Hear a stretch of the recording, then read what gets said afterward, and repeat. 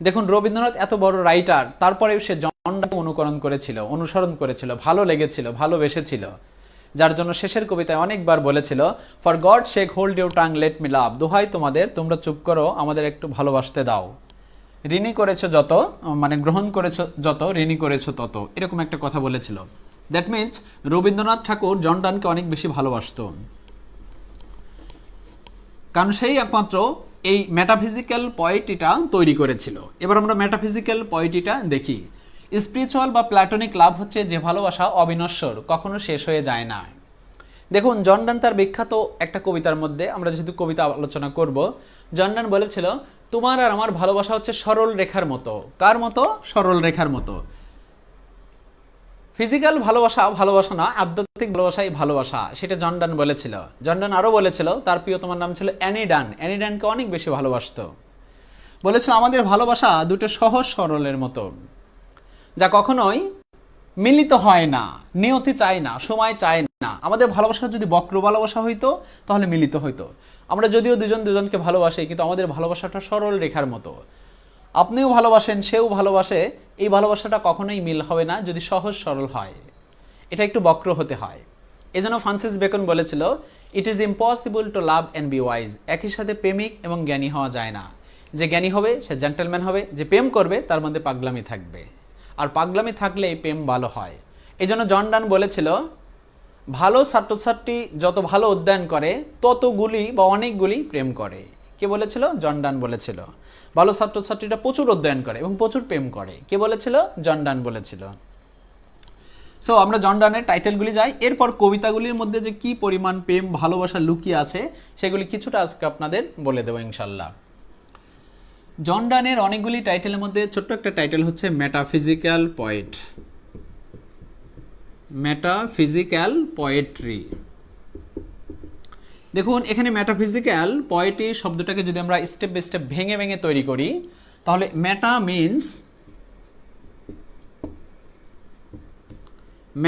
Means বলা হয় beyond, beyond যেটা সরিয়ে দাও, অ্যারাউন্ড অফ আস। আর ফিজিক্যাল মিনস অনেক কিছু হতে পারে, ফিজিক্যাল মিনস অনেক কিছু হতে পারে, যেমন রেনেসান্স মিনস অনেক কিছু হয়েছে। একই রকম মেটাফিজিক্যাল পোয়েট্রি মিনস অনেক কিছু হয়, যেমন ফিজিক্যাল মিনস ফিজিক্যাল, ফিজিক্যাল, অথবা concrete of things, concrete of things, things, THINGS। Perfect যেটা সেটা আমরা লিখি, অনেক কিছুই হয় কিন্তু পারফেক্ট আমরা জেনে নেই। মেটাফিজিক্যাল শব্দটাকে বাংলায় meta means beyond, physical means physical, physical means concrete of things. এই কনক্রিট অফ থিং ইট বালি সিমেন্ট না, এই কনক্রিট অফ থিং মানে সাহিত্যের সামঞ্জস্যপূর্ণ নতুন কোনো কিছু ক্রিয়েটিভিটির পয়েন্ট অফ ভিউ থেকে তৈরি করা। অথবা ফিজিক্যাল মিনস সবচেয়ে important philosophical idea, philosophical ideas, ideas. এখন আমাদের কোশ্চেন, ফিলোসফিক্যাল আইডিয়াটা কি বা কি একটু জেনে নেই। মেটাফিজিক্যাল পোয়েট্রি আধ্যাত্মিক কবিতা বা কবিতা সমগ্র। মেটাফিজিক্যাল পোয়েট্রিকে যদি ভাঙা যায় তাহলে মেটা মিনস বিয়ন্ড, যেটা সরিয়ে দেওয়া, অ্যারাউন্ড অফ আস, এবং ফিজিক্যাল মিনস তিনটে অর্থ হতে পারে। ফিজিক্যাল মিনস ফিজিক্যাল হতে পারে, physical means concrete of things হতে পারে, ফিজিক্যাল মিনস পারফেক্ট অর্থ philosophical idea. So metaphysical poetry deals with philosophical idea. Philosophical আইডিয়ার মাধ্যমে যা কিছু তৈরি করা হয় সেটা হচ্ছে মেটাফিজিক্যাল পোয়েট্রি। আর ফিলোসফিক্যাল আইডিয়া সেই বিষয় যা কখনো স্পর্শ করা যায় না, অনুভূতি দ্বারা প্রকাশ করা হয়। ফিলোসফিক্যাল আইডিয়া সেই বিষয়ে আলোচনা করে, লাভ হতে পারে, গড হতে পারে, সোল হতে পারে, পিওর হতে পারে, নেচার হতে পারে, বিউটি হতে পারে, ইনোসেন্ট হতে পারে, হলি হতে পারে, ডিভাইন হতে পারে। এগুলিকে কখনো কি স্পর্শ করা যায় না? এগুলি কখনো স্পর্শ করা যায় না, এগুলি অনুভূতি দ্বারা প্রকাশ করা হয়। সো যেগুলি অনুভূতি দ্বারা প্রকাশ করা হয় সেগুলি হচ্ছে মেটাফিজিক্যাল পোয়েট্রি। এজন্য বলা হচ্ছে অপ্রকাশিত অনুভূতিগুলি সত্যের বন্ধনে পবিত্র, যার জন্য বলা হয় কাছে থাকলে তোমাকে চেনা যায় না, যত দূরে যাও তত স্পষ্ট হয়ে ওঠো। এবং এই জন ডানের এই কবিতার মেটাফিজিক্যাল পয়েটিকে কেন্দ্র করে রবীন্দ্রনাথ বলেছিল, কি জানি কেন রে আজি মন করে হায় হায়, কে জানে কি জানে জানি না অকারণে যদি জানতাম। মানে রবীন্দ্রনাথ যখন প্রেমে পড়ে, তার প্রেমে পড়ার আগে এই জন ডানের এই মেটাফিজিক্যাল পয়েটি সম্পর্কে তার একটা ধারণা নিয়েছিল। এজন্য আরও বলা হয়েছে, শতকের এই ধরনই আজও পারল না ভালোবাসার গভীরতার যন্ত্র আবিষ্কার করতে, যা দিয়ে হয়তো বা মেপে দেখানো যেত তোমাকে ভালোবাসি কতটা। সো এই মেটাফিজিক্যাল পয়েন্ট থেকে এতটুকু জানলে that's enough. Meta means beyond, physical means philosophical idea. So metaphysical poetry deals with philosophical idea. এটা হচ্ছে মেটাফিজিক্যাল পোয়েট্রি। এখন এখান থেকে দুটো কোশ্চেন জেনে নেই। মেটা মিনস বিয়ন্ড আর physical means philosophical idea. So metaphysical poetry deals with philosophical idea. Philosophical idea যেগুলি স্পর্শ করা যায় না। এখান থেকে ছোট্ট করে আরেকটা ইনফরমেশন জানি। দেখুন, যদি বলা হয় মেটাফিজিক্যাল পয়েট, যদি বলা হয় মেটাফিজিক্যাল পয়েট, তখন আমরা বলবো জন ডান। কাকে বলবো? জন ডান। যদি বলা হয় মেটাফিজিক্যাল পয়েটি শব্দটা ফার্স্ট ইউজ দিস ওয়ার্ড, এই দিস ওয়ার্ড দ্বারা বোঝাচ্ছি metaphysical poetry. First use this word, প্রথম ব্যবহার করেছিল যে ব্যক্তি, সেই ব্যক্তির নাম হচ্ছে জন ডাইডেন, DROYDEN, জন ডাইডেন। খেয়াল করি, মেটাফিজিক্যাল পয়েট হলে জন ডান, মেটাফিজিক্যাল পোয়েট্রি শব্দটা ইউজ করেছিল। Who is the first use this word metaphysical poetry? অবশ্যই জন ডাইডেন। জন ডাইডেন ওয়াজ বর্ন 1631 থেকে 1700, অলমোস্ট 70 বছর। জন ডান নিও ক্লাসিক্যাল পিরিয়ডের কবি। জন ডান দুটি শব্দ, দুটি টাইটেল বলা হয়, মনে রাখবেন। একটা হচ্ছে ফার্স্ট লরেট পয়েট, সবাদয় বা রাজকবি, কোর্ট পয়েট অফ ইংল্যান্ড। একটা ফাদার অফ ইংলিশ কিটিসিজম, সমালোচকের জনক। শেক্সপিয়ার লিখেছিল তার ট্র্যাজেডি কমেডি সম্পর্কে জন ডাইডেন তীব্র নিন্দা প্রতিবাদ করেছিল এবং এটা বলেছিল,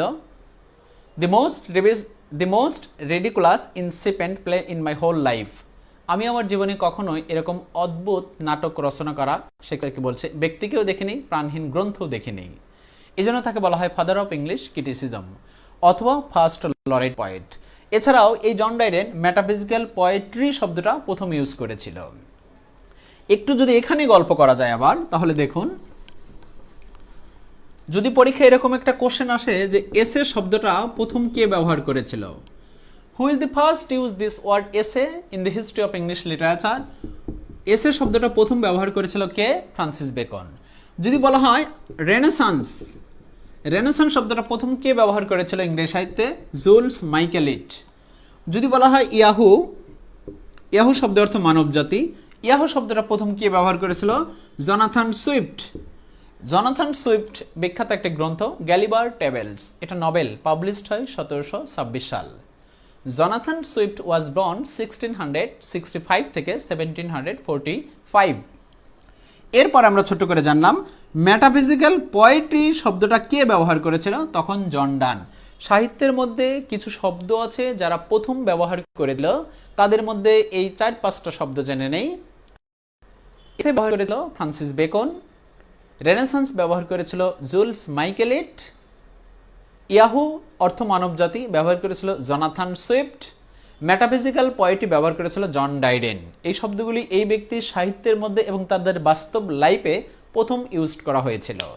আমরা অনেকগুলি জানলাম, দুটো শব্দ মনে রাখি, কোশ্চেন করি।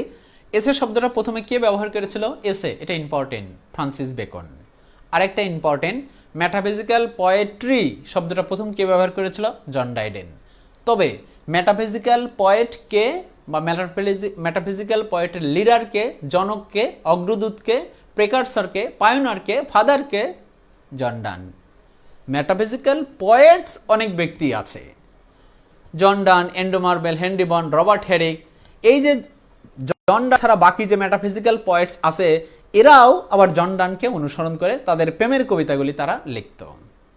যেমন এন্ডো মার্বেল, সেও একজন বিখ্যাত কবি, মেটাফিজিক্যাল পোয়েট, কিন্তু জন ডানকে ফলো করে একটা বিখ্যাত কবিতা লিখেছিল টু হিজ কোয়েমিস্ট্রি। এই টু হিজ কোয়েমিস্ট্রি কবিতার মধ্যে এন্ডো মার্বেল বলতেছে, যেটা জন ডানকে অনুকরণ করে লিখেছিল, তোমার আর আমার ভালোবাসার মধ্যে অফুরন্ত সময় আছে, তুমি আমার কাছে আসো, আমি তোমার কাছে যাই, আমাদের দীর্ঘ সময় আমরা দীর্ঘ পরিকল্পনা নিয়ে বসবাস করি। এবং তুমি যদি টু হিজ কয়েমিস্ট্রির কথা বলছি, এবং তুমি যদি ভারতের গঙ্গা নদীর তীরে মুক্ত বিহীনে ঘুরে বেড়াও, আমি হাম্বন নদীর তীরে তোমার কণ্ঠ শুনে বিরহের গান গাইব। আমি তোমাকে এতটাই ভালোবাসি যে নূহ আলাইহিস সালামের প্লাবনের 10 বছর আগে থেকে আমি তোমার অঙ্গ প্রত্যঙ্গ প্রত্যেক দিন, প্রত্যেক বছর, প্রতিটি বছর স্বপ্নে জাগ্রত বা নিদ্রিত অবস্থায় 30 বছর ধরে তোমার পূজা করি। দ্যাটস পয়েন্ট অফ ভিউ থেকে এই এন্ডো মার্বেল যে কবিতা লিখেছিল টু হিজ কয়েমিস্ট্রি, তা জন ডানের প্রভাবিত হয়ে লিখেছিল। তাহলে it is clear to you that metaphysical poetry, অবশ্যই এই শব্দটা ব্যবহার করেছিল জন ডাইডেন। মেটাফিজিক্যাল পোয়েট্রি শব্দটাকে বাংলায় বলা হয় meta means beyond, physical means philosophical idea. So metaphysical poetry deals with philosophical idea, যেগুলি স্পর্শ করা যায় না, অনুভূতি দ্বারা প্রকাশ করা হয়। গ্রামারের দিক থেকে সেগুলি অ্যাবস্ট্রাক্ট নাউন হতে পারে। এখানে মেটাফিজিক্যাল পোয়েট জন ডান, মেটাফিজিক্যাল পোয়েটস অনেক ব্যক্তি, তারা জন ডানকে অনুসরণ করত। মেটাফিজিক্যাল পোয়েট্রি শব্দটা প্রথম ব্যবহার করেছিল জন ডাইডেন। জন ডাইডেন নিও ক্লাসিক্যাল রেনেসান্সের পরের যুগের কবি। জন ডাইডেনকে দুটো টাইটেল বেশি ইম্পর্টেন্ট, ফার্স্ট লরেট পোয়েট অথবা father of English criticism. Metaphysical poetry শব্দটা যেমন জন ডাইডেন ইউজ করেছিল, একই রকম অনেকগুলির মধ্যে আরেকটা বললাম, এসে শব্দটা প্রথম ইউজ করেছিল ফ্রান্সিস বেকন। এবার জন ডানের আমরা বিখ্যাত ভালোবাসার দিকে চলে যাই, তার কবিতাগুলি সম্পর্কে জানব। তার আগে একটু কমেন্টটা দেখে আসি যে কারো কোনো কমেন্ট আছে কি না। হ্যাঁ, আই থিঙ্ক কোশ্চেন নেই। হ্যাঁ, প্রেফেস টু লিরিক্যাল ব্লাড বা লিরিক্যাল ব্লাড, এগুলো আরও অনেক বলা যায়। হ্যাঁ, লেক পয়েট, লরেট পয়েট। হ্যাঁ, লেক পয়েট বলার দুটো কারণ, একটা মনে রাখবেন, যাদের বাড়ির পাশে লেক আছে তাদেরকে বলা হয় লেক পয়েট। এখন সবার বাড়ির পাশে কি আর লেক আছে? না। তাহলে তাদের বাড়ির পাশ দিয়ে, যাদের বাড়ির পাশ দিয়ে লেক বয়ে গেছে তাদেরকে বলা হয় লেক পয়েট। লেক পয়েট দুটো শব্দ বলার দুটো কারণ, যাদের বাড়ির পাশ দিয়ে লেক বয়ে গেছে, এ পার্ট অফ রিভার, তাদেরকে বলা হয় লেক পয়েট।